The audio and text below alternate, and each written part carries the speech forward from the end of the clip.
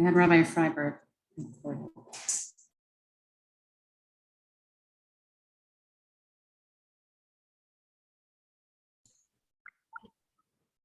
And welcome, Rabbi Davis. Thank you so much for reviewing Natan Sharansky's book, Never Alone.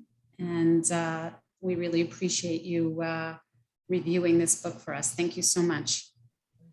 Okay, boys and girls. When Jillian gave me the book, actually, she assigned the book, Sarah got I didn't assign the book. Sarah Wallerstein, I think. The idea was this one. Not mine. I thought it was yours, actually. No, it wasn't. Oh, okay. I thought you chose it. I never. You know, my only concern with taking a book like this, because, you know, when a person writes a memoir, it's usually filled with I did this and I did that and I this and I that. It's filled with stuff that gets bogged down. Even the best of memoirs are written in that style, and this one avoided it, I think, to a great degree. Even though the original title of this book was 999, because 9 years in the Gulag, 9 years as an Israeli politician, and then 9 years as head of the Jewish agency. But that was vetoed. I would have vetoed it because when I grew up, 999 was the brand name of a glatt kosher deli out of Baltimore. So it evoked more of a kiddush than a book for me. But Never Alone was proper, especially in light of the pandemic, which I'll come to near the end. But I was always concerned that when a person writes, and especially in a different language that he grew up in, that it's hard to see his personality. And when Martin Buber made Aliyah in the 20s from Germany, he was offered a tenured position at Hebrew University immediately upon arrival in Israel. And they asked him, Professor Buber, can you speak in Hebrew? Can you give lectures in Hebrew? And Buber said, yes, I think so. But the second question they asked him was more telling. When they asked him, can you be ironic in Hebrew? Because that's a hard thing to do. My Hebrew is decent, but I don't think that my personality comes out in my Hebrew. And I know Rabbi Tendler, Olav Shalom, who just recently passed away, was an accomplished linguist. I mean, he knew Hebrew cold. And yet, even in Israel, he preferred speaking in English because, as he said, you're not going to get Tendler if you hear the Hebrew. You only get his personality in the English. So I was worried in this book, will we get Sharansky's personality? And I think it did come out. The humor, the sarcasm, I think we felt the pulse of the individual. I'll tell you, one of the first times that I met Shar, I've met him several times. Not that he would remember who I am, considering the thousands and thousands of people that he's met in the course of the years. But when it was Shavuos, and I was living in the old city of Yerushalayim, so I went down to daven at 4:30 in the morning, Shavuos morning, with 20,000 of my best friends. And you don't get a chance to choose the minyan that you're going to end up in because there's so many people that you're jostled from place to place. I ended up right smack in the middle of the plaza at a minyan that had Sharansky and the chief rabbi of Israel, Meltzer, the Ashkenazi chief rabbi Meltzer. And somebody recognized me, and I ended up getting Levi. Sharansky got Shlishi, and then the chief rabbi got the 10 Commandments, he got Revi. So during the Haftarah, the chief rabbi comes over to me in his best English. He says to me, Rabbi Davis, I've heard so many good things about you. And my Hebrew is decent, but I just couldn't come out with it, how to properly say, Rabbi, you're full of it. But okay, so I held back and I just said, thank you, fine. But after davening, I was able to approach Sharansky and I said, Natan, you have to enlighten me. What's with the Israeli army hat? Because he would wear that army hat all over the place. He says to me, I have to be very, very honest with you. My wife, Avital, is a frummy. She's on the Haredi end. She wants me to cover my head all the time. And if I wore a kippah, my Russian constituency wouldn't listen to me. They really reject it. So I hit upon a compromise. So I wear an army hat and my wife is happy and my Russians are happy. So you got the gist of where he was coming from. And you also got his humor and his wit. And this was true to form as to what kind of a personality he is. I have to be careful because we're almost the same age. At the end of January, he will turn 74. At the end of January, I turned 75. So we'll almost have the same date. I think his birthday is January 20th, mine's the 25th. So so we're both getting up there, which I can understand why he retired, even though his retirement is like mine. I gotta rethink this retirement business. Maybe I need to retire a little bit. Okay. Anyway, the book is divided into three parts. His time in Russia, growing up in Russia, and who started in the Ukraine, and then ending up in the Gulag for 9 years, excuse me. And then when he came out, he went straight into Israeli politics. The section of the book describing the Gulag experiences, everything he dealt with, to me is the best part of the book. I think the middle part of the book, which dealt with his politics, gets very tedious and very hard to follow because it's not sequential. He's dancing all over the place. This occurred in the 70s, this occurred in the 90s, and you don't get it. So I think he falls flat in the middle section. In the end section, when he heads the Jewish Agency and he's reflecting upon more recent events, I think the book picks up again.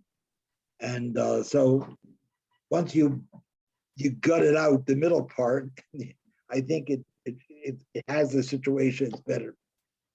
And he very much assesses the difficult issues that we're confronted with in life as Jewish people, primarily the relationship between Israel and the diaspora, the Jews of Israel, the Jews of diaspora, having a problem at this time, especially the rise of anti-Semitism, and the situation on campus is very, very difficult. And yet I think that's an element where he shined. He was honest. He was facing the difficulties, but on the other hand, not brought down by the pessimism, which you could get easily. He came out positive at the end, realizing that our situation is multifold. We have a lot of problems in Israel, which affect us as Jews. Our relationship with the Arabs in general, relationship with other foreign countries, and relationship among ourselves, the relationship between Jews of Israel and Jews of the diaspora. He's dealing primarily all through the book with the issue of being a dissident and a democracy. He feels that they're intertwined, but it's important. He thrives on the idea of developing your own Jewish identity and to yet be liberal in your politics and your outlook in life. The Arabs will never make peace with Israel. I think that's clear. He doesn't really state that emphatically, but he leads you to come to that conclusion because, for the most part, they're dictatorships, and they aren't in the liberal society of the world, and therefore they'll never have peace because they have their own issues of leadership, lack of leadership, and those who are following. The constituency is far from able to come across on power. And if you follow everything, I subscribe to the International Jerusalem Post. And this last week's Jerusalem Post, Ayelet Shaked, the Minister of Interior, she is Minister of Interior now, and she just came back from an American tour, and she was also thoroughly impressed in a negative fashion of the left-wing Jewish presence on campus, and turning into a very anti-Israel demonstration of that issue. And it's really hard for us to realize what's going on campus. You have a situation, Shaked mentions, that certain Jews who are applying to get into colleges do not mention that they're pro-Israel at all. They hide the fact. They hide the fact that they're pro-Israel because they feel that there will be an anti statement in terms of their acceptability into the college. But coming back to his humor and his attempted humor, because he found out seriously that you can be humorous to a crowd, you cannot be humorous to reporters. And he learned that the hard way because he was serving in Netanyahu's government, and he would crack a joke to the reporters, and every reporter took it seriously. And he gets a phone call from the prime minister the next morning. What did you tell them? What did you say?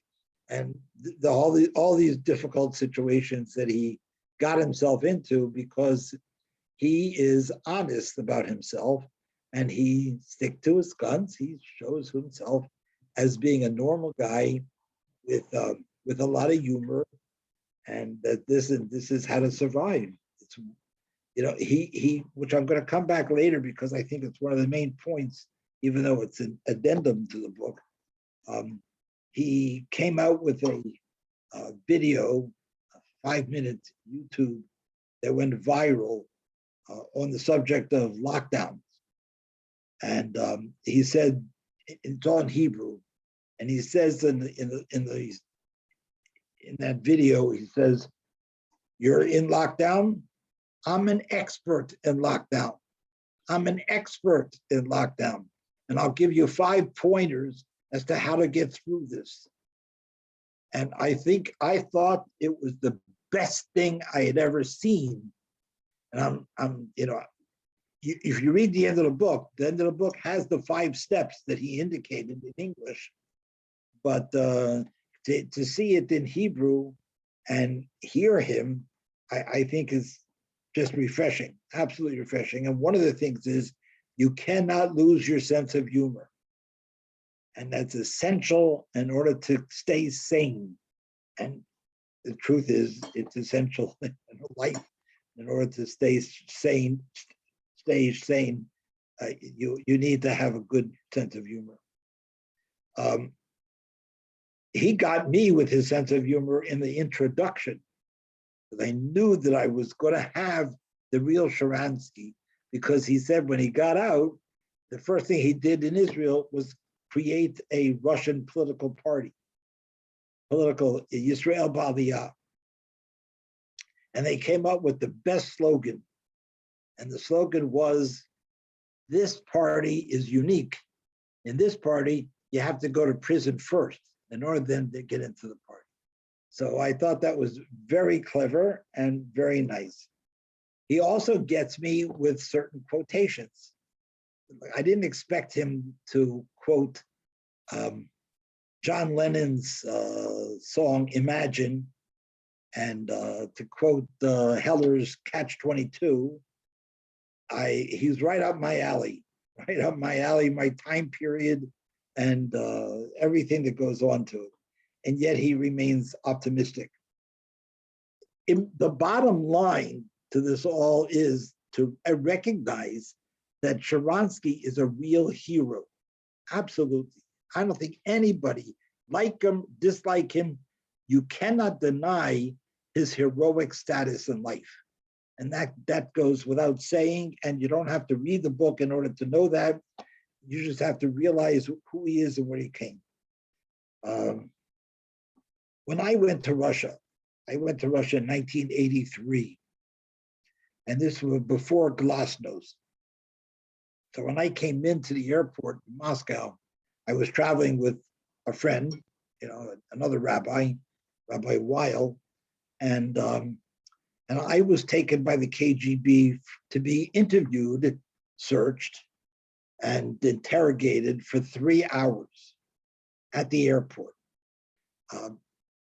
My partner, he sailed right through, and he was stuck in the airport for the next 3 hours waiting to see what was going to happen. He had no idea what happened to me. And okay, so I had my experiences with the KGB, and it is what it is. But and I was there for 2 weeks, basically, just a 1 week in Moscow, 1 week in Leningrad, and I worked with refuseniks. And again, this is before Glasnost. This was Andropov was the prime minister, was the president at the time, and it was tough going, definitely tough going. We were in a hotel that was only for foreigners. No Russian could ever stay in that hotel, and every room was bugged, and they made there was no hiding it. That you saw the wire from the light in the middle of your room, and I followed the wire out the hall, down the hall, all the wires coming from different rooms, and they go into one room. And I played the typical American. I just opened the door and walked in, and I see guys with headsets clicking. So they're startled to see me, and I just looked at them and I said, "Where's the Coke machine?" So they escorted me to get my Coke, and I was escorted back to the room. And so I had all this experience, yet in my dealings with the Russians, Sharansky at that time was in prison. He was in the Gulag. This was 83. Sharansky gets out in 86 or something like that. And not one person mentioned Sharansky when I was there for 2 weeks. But that's because every person was worried about himself. And that's the truth. So they're not worried about Sharansky. Whatever happens to Sharansky is going to be Sharansky's truth. But they're rooting for him, but they're not mentioning him. They want to talk to me about their situation. There were two groups of Russians, refuseniks. They wouldn't talk to each other. The SS group and the Zev Dashevsky group, which is very complicated and bewildering to any American who's coming over there to help them. Why do I have to deal with two groups? But they're normal people. They are who they are. And each one is a hero. Each one is a hero. You saw dedication to Yiddishkeit and what they were doing. It was just really amazing to see what was going on. When Sharansky got out, and he mentions in the book the big thing about the Soviet Jewry rally in 1987 in Washington, D.C., and of course I remember, and I dealt with it at great depth in our synagogue, because I was really worried and trying to figure out what to do in order to get us up there. So at that time, the president of and CEO of Spirit Airlines was an Orthodox Jew, Jacob Scheuer. and he's a good friend of my sister's. So I called Jacob and I said, Jacob, how much would it cost me to rent an airplane to fill it up with young Israel Hollywood people and fly it up to Washington and back one day? So he said to me, Eddie, I don't have landing rights in Washington, but I can bring you to Baltimore, Washington International, BWR. And they have a train that goes directly from the airport to the Capitol, to the downtown Washington. So, and it'll cost you $35,000. So I agreed on the spot, $35,000. When you spread it over, I think 210 seats, it's under $300 a pop. Within 2 hours, I was sold out. And this is before internet. This is just word of mouth, getting it out there. And within 2 hours, I sold out the plane. Unfortunately, I came down with an ear infection 2 days before the flight, and I was not permitted to go onto the plane. But I monitored every step of the way. Spirit Airlines will always have a soft spot in my heart because of what they did. They knew everybody was going for one reason. So the stewardesses escorted every member of the plane, of the passengers, escorted them, they led them through the hall, straight to the train station, told them what train ticket they get, what the blah, blah, blah, and everything. And we'll meet you back here an hour after the rally is over, and we'll take off when everybody's back. So it was beautiful, but unfortunately, I was not part of it. But I was very, very pleased with the ability that we had to do what we could do to participate. We were 200 plus people. Young Israel of Hollywood was well represented in that rally in Washington, D.C. in '87. So I'm glad that it got prime play in Sharansky's book, because it was an important step, and I felt it was an important step in our efforts on behalf of Soviet Jewry. It was, I just remember in Ramaz, we all as a school went. It wasn't as difficult as getting a whole airplane, but that I didn't know Spirit was around in 1987. I didn't think it was. Yes, it sure was. Okay. And we had our own plane. That's very impressive. I didn't know that. That should be up in the Young Israel of Hollywood history. That's right. You're right. Except that I didn't go. Okay. No, but you spearheaded it, so you get the credit for. That's true. Okay. Working with Russians, and especially the young from Russians, the ones who came to it. I must admit that the Russians are stupid, because they would have had everybody assimilated had they not been so darn stubborn, because in your Russian passport, on the bottom of the document, it would say Hebrew. It would say this person's a Jew. So they would label Hebrew. So as one young Russian couple would tell me, they came from Odessa to come up to see me. And they said, I asked, what did happen? He said, well, and we all spoke Hebrew, because that's the common language we had. And they said, the Russian government says, Yesh b'cha, you have a blemish. And that's it. We didn't know what the word Jew was. So if they're claiming that I'm a Jew, and that's a bad thing, I want to find out what it is I have a stigma. I have a blemish. What is it? And they found out it's not a blemish. It's the way people should live their lives. So here you had Russians who became immediate heroes in my book. And if I'm getting into Gan Eden, they get an aisle seat. That's all I'm telling you. That's it. Okay. Sharansky goes on in his book, and He's very down on the issue of the Kotel. I'm a religious Orthodox Jew.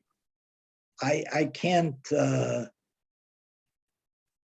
feel comfortable making an egalitarian service at the Kotel. I don't think it's right. You're telling me Kotel is a national landmark and it should be open to all Jews. And I'm telling you that before it became a national landmark, it has been an Orthodox synagogue for its entire existence. So don't tell me about the history of the Kotel that it shouldn't be anything else. So I'm not, but I understand where Sharansky was coming from. He's a peacemaker, and he's trying desperately to make peace, and he thought he had a deal. And Netanyahu abandoned them, absolutely, no question. Because Netanyahu, who sees Sharansky's perspective, but is also worried about his own fragile coalition in running the government. And that's the way life is as a politician. You see, Sharansky's a straight shooter. He's honest, he's ethical. He's no politician. I tell my wife that I did a lot of research and I know what the word vegetarian means.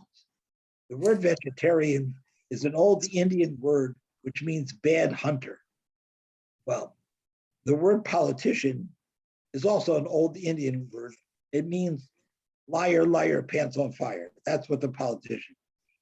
So Sharansky could never become a successful politician. He did what he did, and I admire him for what he tried to do as a minister. And okay, there are other aspects of the book that reached out to me, and I loved it. The aspect that in his family, he has two Pesachs. Do you remember if you read the book? Yes. One Pesach is the 15th of Nisan, our Pesach, and the other is a different date, the date that he was liberated from the Gulag and was sent on his way, leaving Russia. And he gets his whole family together. He has 2 daughters and 7 grandchildren, and they all get together to come to the house, and they celebrate his day of liberation, because that's an important mark on his calendar. I don't know how many generations that's going to last. Certainly, as long as he's alive and his wife is alive, that'll be in the family record. But once he's gone, I don't know if his great-grandchildren will know or be able to carry that legacy of having another Pesach for the family. Now, this is not unique. We have Purims that are localized. We have Pesachs that are localized in our history and among the history of the Jewish people. And so this is not unique, but it's a very good idea. And he shares it with us in the book that he has 2 Pesachs.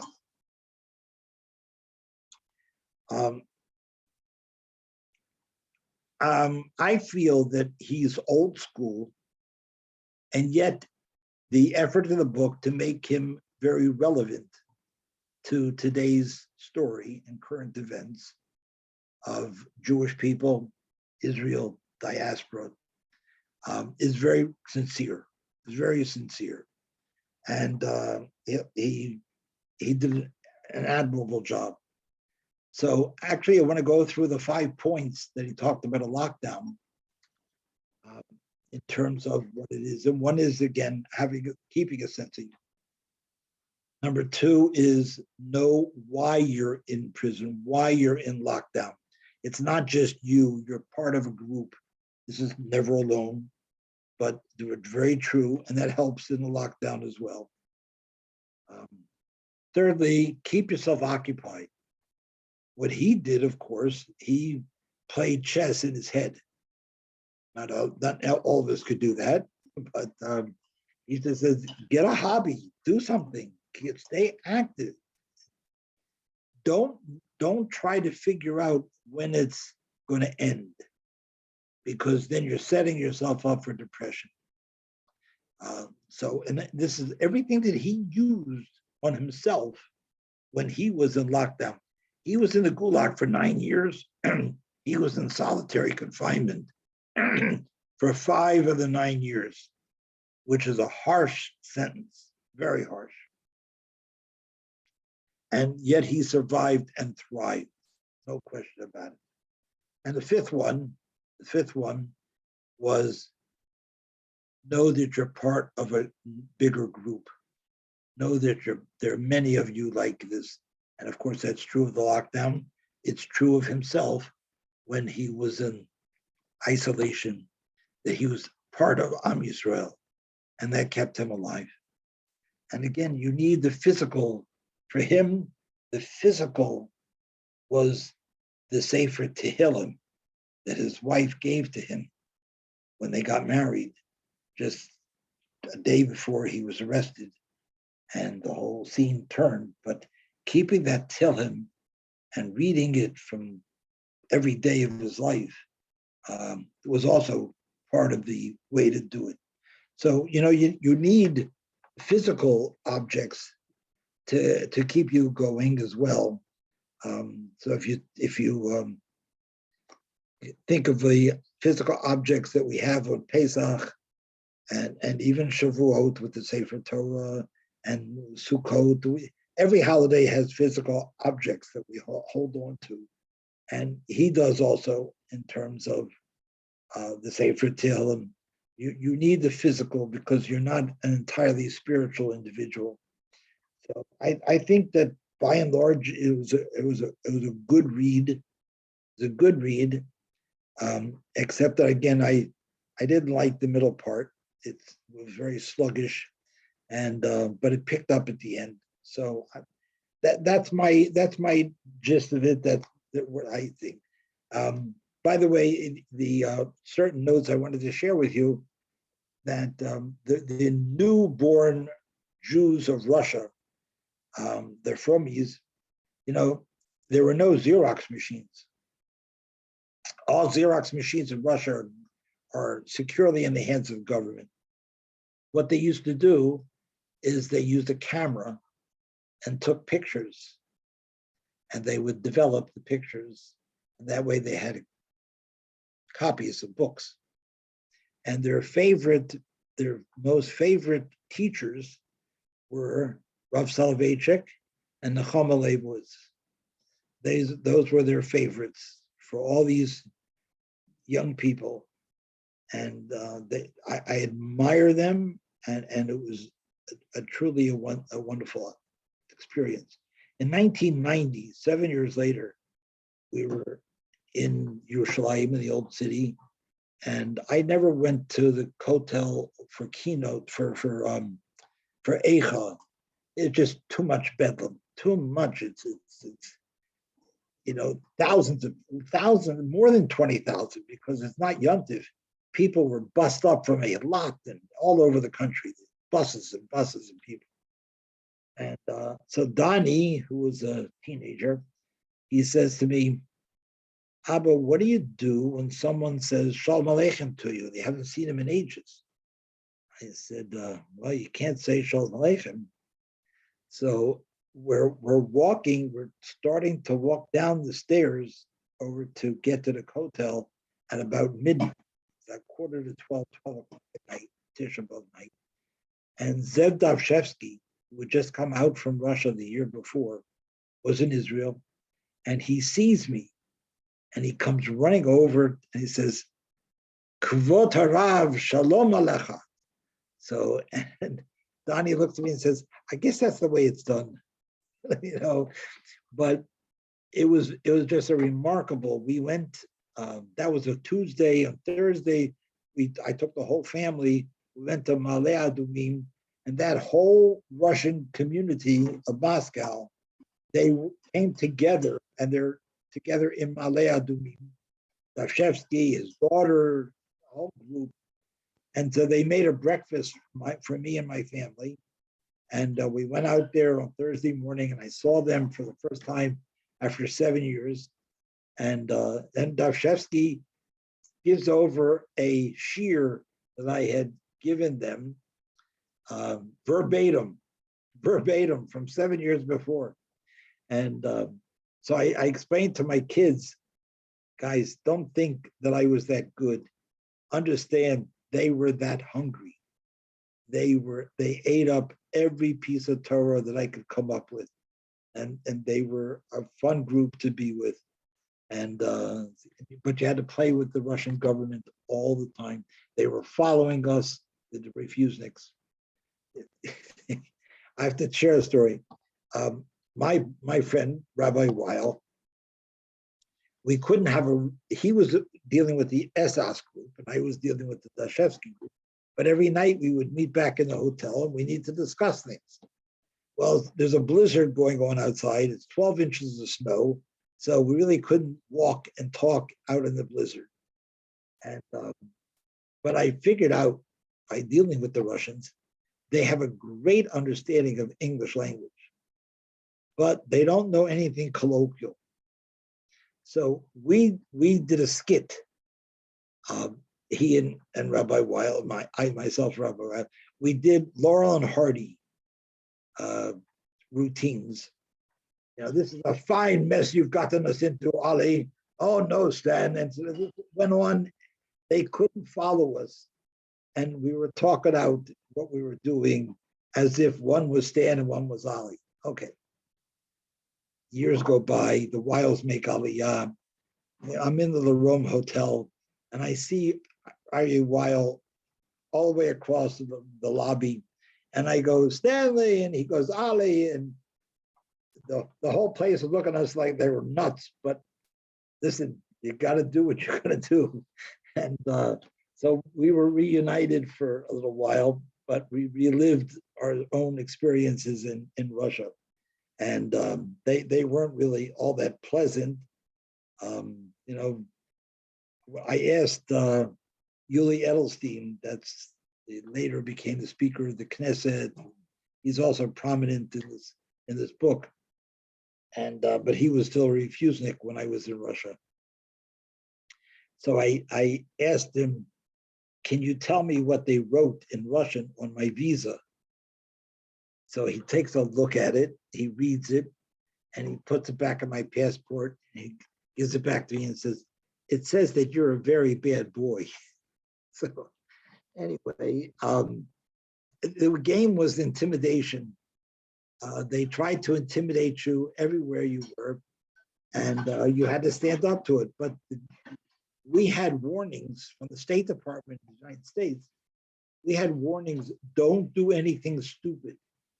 In other words, if we wanted to sell dollars on the black market and get 3 times what the official currency trade was, they could arrest us on charges, and the government of the United States will not go to bat for you because you did something illegal. So just don't do anything like that. So we had our own circumstances. When I came back, I had to go to New York and be debriefed for all my experiences, and then went to Washington to meet with Secretary of State Schultz. And Schultz was the Secretary of State after Kissinger. Kissinger, he insisted that Soviet Jewry be taken up in the cabinet, but he would walk out of the room because they felt he would be too biased. He didn't want to be biased. And Schultz, who was not Jewish, insisted that the topic of Soviet Jewry would be brought up at every meeting and every negotiations with the Russians. He would bring up Soviet Jewry. Kol hakavod to this guy.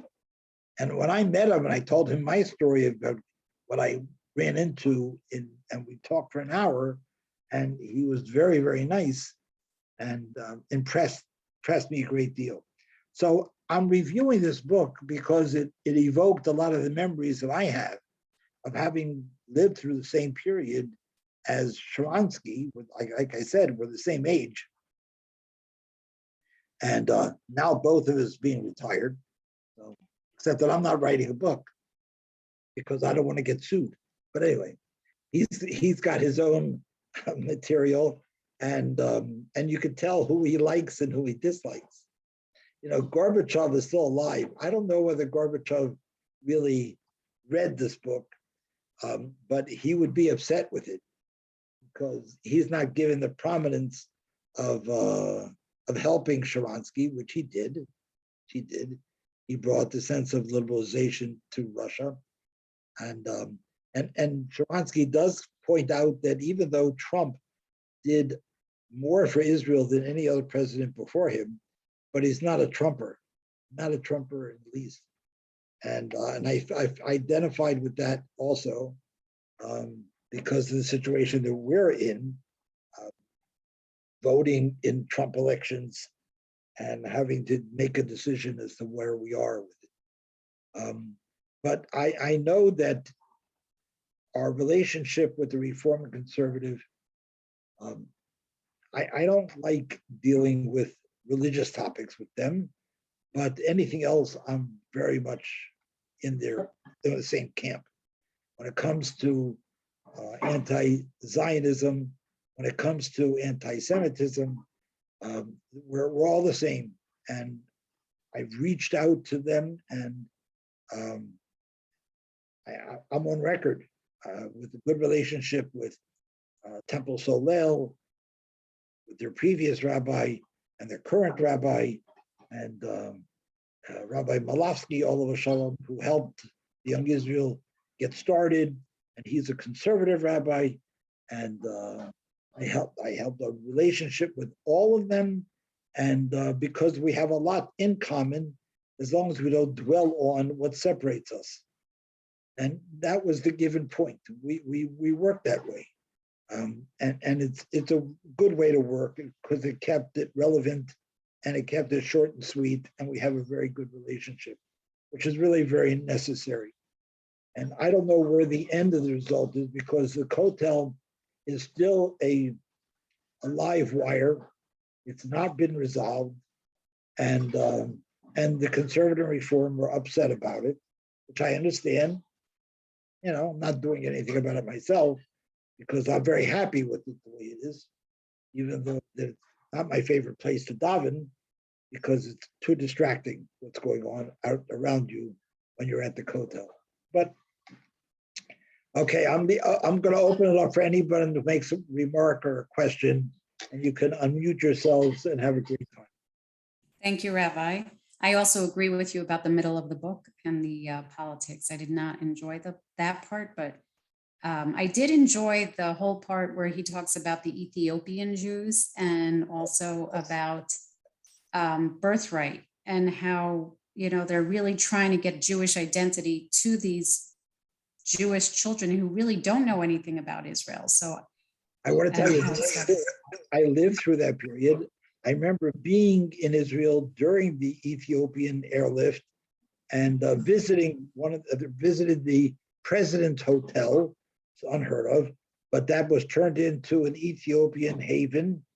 And we went in there. Mira and I went in there, and we visited them, and we saw what they were up to, because it wasn't just bringing Black Jews into Israel. It's bringing people who still live in the 16th century, bringing them into the 20th century. I saw a man sitting on the floor, and he's got a can of tuna fish, and he can't figure out what's to be done with it. He has no idea that you have to open the can and get the food out, and this, that, and the other is just foreign, absolutely foreign. So I talked to some of the social workers, and they really have their jobs cut out for them in terms of that. My former chavrusa from Richmond, Virginia, who became a professor 35 years ago, more in University of Haifa in Jewish philosophy, and their community in Haifa adopted an Ethiopian Jew. And the guy comes and he experienced Yom Kippur with them, and he looks to Menachem and says to him, I don't understand. I kept Yom Kippur, every detail. When am I going to turn white? He just felt that the Jews who came out of Egypt were Black. And once you experience Eretz Yisrael, you'll turn white. But how primitive and but this is what they were dealing with.